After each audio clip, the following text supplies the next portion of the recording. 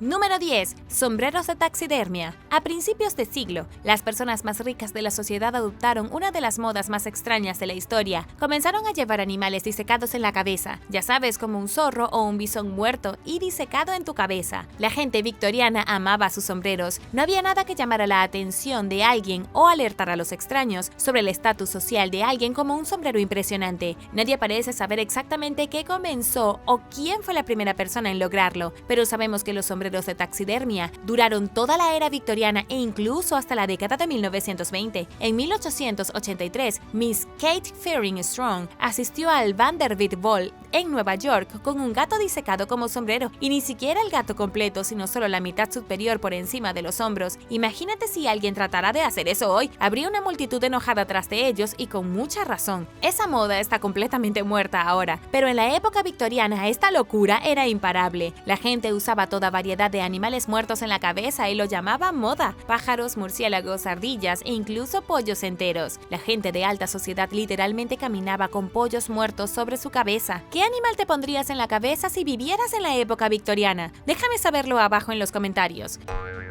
Número 9. La adivinación. Si crees que los cristales, la lectura de la palma de la mano y las cartas del tarot son populares ahora, deberías haber existido durante el siglo XIX. La adivinación en la época victoriana era una de las actividades más populares. Los juegos de adivinación se presentaban en casi todas las fiestas. Los practicantes profesionales de magia oculta leían la fortuna de los caballeros elegantes y sus esposas, y todos querían hablar con los muertos. En algunos de los salones más prestigiosos de la capital inglesa, los maestros de las artes oscuras leían las palmas de las manos y predecían destinos. Todos, desde los mejores científicos hasta los carpinteros más humildes, creían, al menos un poco, en cosas como la adivinación. Podemos atribuir esta obsesión a la increíble mejora de la vida humana en el siglo XIX. Las cosas se veían mucho mejor para la gente en general que en cualquier momento anterior. No todos eran ricos, pero más gente tenía dinero y la sociedad era más o menos estable, y así la gente necesitaba entretenimiento. No podían sentarse y ver la tele, pero podían adivinar el futuro de las personas. Pero no todos apreciaron estas actividades de adivinación y magia, y no todos siguieron las reglas. Había estafadores, ladrones y personas que con frecuencia eran encarceladas por mentir sobre las profecías. En el año 1807, un hombre llamado Joseph Powell fue condenado por adivinación, denunciado como vagabundo y encerrado en prisión. Lo atraparon estafando a la gente hasta sus últimos chelines con promesas de sabiduría secreta y mística. También lo arrestaron por aprovecharse de las mujeres que acudían a él por desesperación. Las mujeres querían saber si Joseph podía mirar al futuro y ver si alguna vez tendrían hijos. En cambio, las engañaba para que se metieran en su propia cama.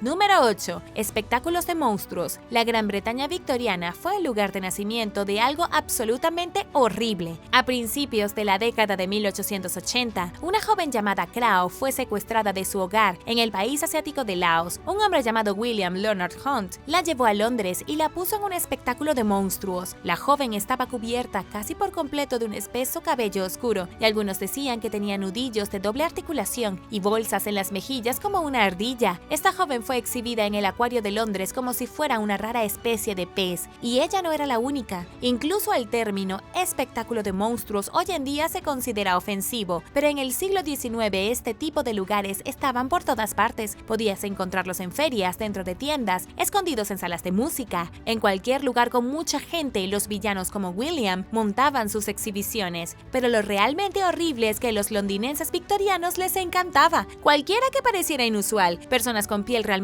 oscura, aquellos con deformidades visibles, discapacitados, todos podían formar parte de un espectáculo de monstruos, un freak show, y siempre fueron rentables porque la gente pagaba por verlos. Eran básicamente zoológicos humanos. La joven laosiana fue anunciada como el eslabón perdido entre los monos y el hombre, y Joseph Merrick, a quien quizás reconozcas como el hombre elefante, incluso fue exhibido en un pequeño espectáculo paralelo en Whitechapel. El espectáculo de monstruos finalmente cayó en desgracia, y en 1847 se burlaron de tales exposiciones a medida que la opinión pública comenzó a cambiar. Aquellos que buscaban deformidades eran consideradas personas de clase baja, y esto ayudó a que eventualmente se empujara el espectáculo de monstruos a la clandestinidad y luego borrarlo para siempre. Número 7. Robo de tumbas. Una de las profesiones más lucrativas de la época victoriana era el robo de tumbas. Había escuelas de medicina en todo el país en el siglo XIX que intentaban hacer avances en la medicina moderna, pero les faltaban cuerpos. Los médicos y los estudiantes de medicina necesitaban cuerpos para convertirse en grandes cirujanos e idear nuevos tratamientos, y la única forma en que podían obtener la cantidad necesaria de cuerpos era recurriendo a los muertos, y no les importaba robarlos directamente del cementerio. Debido al primer ferrocarril de transporte público en 1828, estos ladrones de cuerpos podían cavar una tumba, poner un cuerpo en una caja y enviarlo a una escuela de medicina por un pago rápido. Con mucho, la ciudad más notoria de Estados Unidos por el robo de tumbas fue Baltimore. Durante más de 70 años, Baltimore era el centro de las resurrecciones. Solo en la ciudad había media docena de facultades de medicina y todas necesitaban cadáveres. Además, Maryland tenía un clima ideal para desenterrar cadáveres durante todo el año. Quizás la parte más extraña de todo es que muchas veces los ladrones de tumbas eran los mismos médicos. Las escuelas enviaban a médicos, conserjes e incluso estudiantes a robar tumbas frescas cuando necesitaban desesperadamente cuerpos con los que experimentar. Quiero decir, ¿de qué otra forma se suponía que iban a conseguir los cadáveres? Déjame saber lo que piensas de esto abajo en los comentarios. Pero primero, si eres un suscriptor que regresa, bienvenido de nuevo. Y si eres nuevo por aquí, también asegúrate de suscribirte y hacer clic en la campanilla de notificaciones, así no te perderás los próximos videos.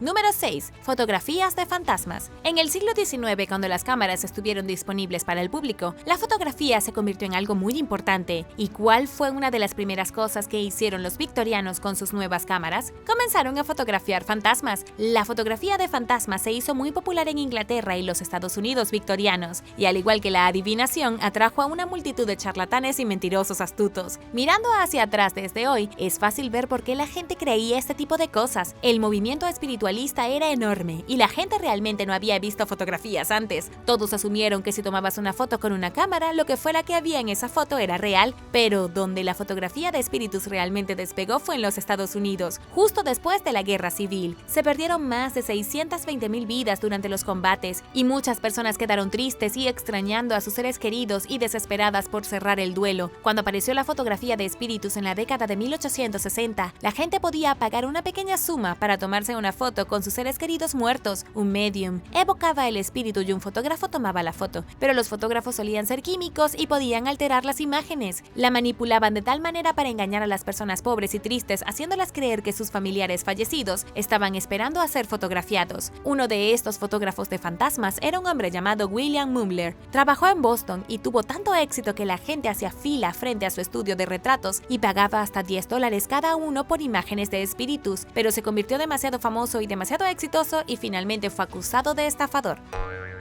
Número 5. Niños en casa. Los niños huérfanos fueron un problema muy grande durante el siglo XIX en Inglaterra. Quizás hayas visto las películas antiguas con las pandillas de niños corriendo por las calles, vendiendo periódicos y robando. Bueno, esa es una representación bastante precisa. Había cientos de miles de niños que no tenían hogar y simplemente deambulaban. En 1869, Annie McPherson decidió resolver el problema. Ella ideó un esquema que finalmente vería a más de 100,000 niños enviados desde Inglaterra a las colonias, lugares como Australia, Canadá, Nueva Zelanda y Sudáfrica. Era una forma de deshacerse de los niños huérfanos que abarrotaban las concurridas calles de Londres, al mismo tiempo que enviaba ciudadanos ingleses a las colonias. Todos estos lugares eventualmente crecerían y serían sus propios países, pero en ese momento parecía una solución perfectamente razonable. Básicamente los huérfanos eran recogidos de la calle, puestos en un bote y enviados a donde fuera, pero cuando llegaban allí no solo eran liberados para correr por la naturaleza, sino que casi siempre eran obligados a realizar trabajos forzosos. Annie, que se horrorizó cuando se enteró de la esclavitud infantil en las industrias de Inglaterra, quería hacer algo mejor por esos niños, pero en cambio se convirtió en una de las mayores traficantes de niños en la historia. Aunque muchos seguramente tuvieron una vida mejor, la mayoría terminó trabajando en granjas y fábricas en otros lugares. Los niños se hicieron conocidos como los niños sin hogar y el programa de emigración duró oficialmente hasta la década de 1930. Sin embargo, no se terminó por completo hasta la década de 1970.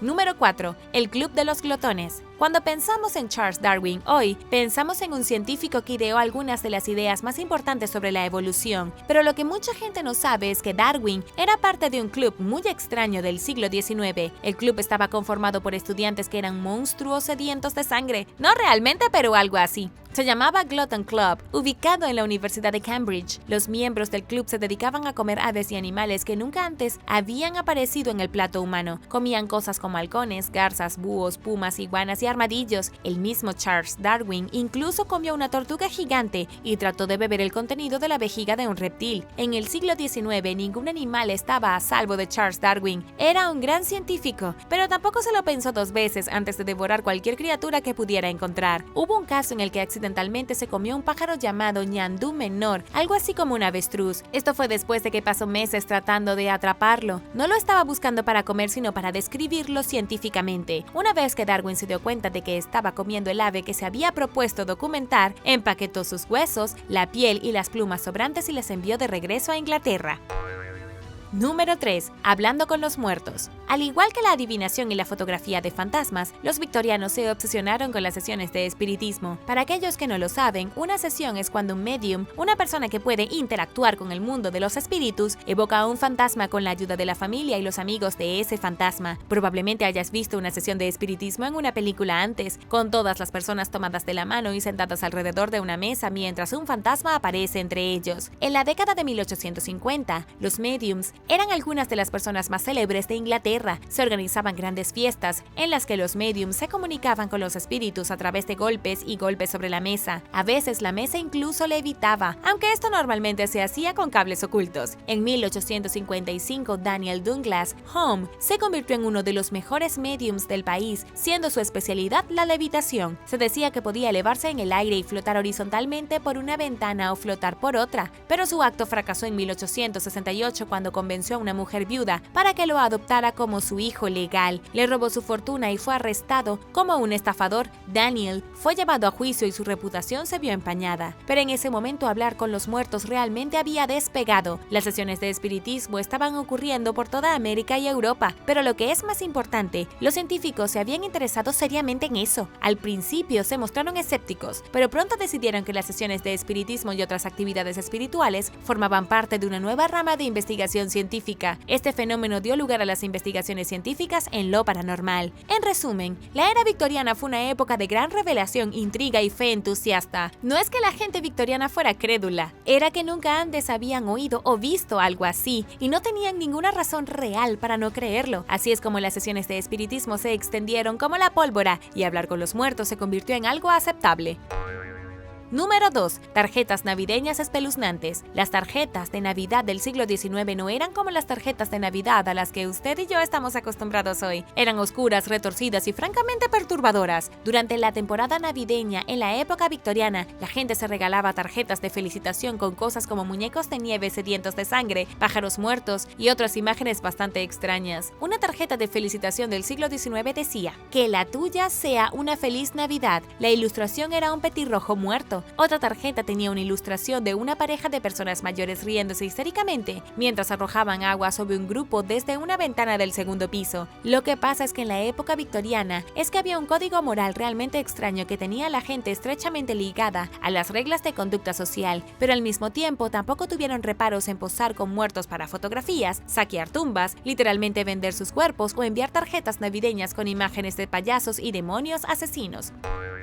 Número 1. Obsesionado con el arsénico. La gente victoriana tenía una obsesión realmente extraña con el papel tapiz de colores brillantes. Esta era una de las tendencias más extrañas que se extendieron por Inglaterra en el siglo XIX, algo así como los sombreros de taxidermia. Pero lo que los victorianos no sabían en ese momento era que todo su extraño papel tapiz contenía arsénico y mucha gente se envenenó. De hecho, el arsénico estaba en todas partes en la época victoriana. Estaba en el material que se usaba para hacer cochecitos de bebé, estaba en el colorante de alimentos, estaba pegado con patrones extravagantes de color verde brillante en las paredes de los dormitorios de las personas. Según la historiadora Lucinda Huxley, el problema se remonta al color verde. Un químico sueco llamado Carl Scheele usó arsénito de cobre para crear el color verde más brillante que los ingleses jamás habían visto. Se hizo muy popular entre la clase media y superior. No podías entrar a una casa sin que te golpeara en la cara un papel pintado de verde fluorescente. Hoy en día es bastante raro ver una decoración en verde, y la gente de ahora no quiere pisos y paredes verdes, y si lo piensas bien, casi no ves a nadie vistiendo ropa verde, pero los victorianos lo amaban. Les tomó mucho tiempo darse cuenta de que su papel tapiz verde estaba causando las numerosas enfermedades que estaban matando a sus hijos. Un libro llamado The Yellow Wallpaper, publicado en 1892, describe cómo una mujer gradualmente se volvió completamente loca después de que una de las habitaciones de su casa fuera cubierta con su nuevo papel tapiz, y eso estaba sucediendo en tiempo real a personas en todo el país. La muerte y la locura continuaron hasta alrededor de 1885, cuando los colores que contenían arsénico dejaron de usarse en los diseños populares.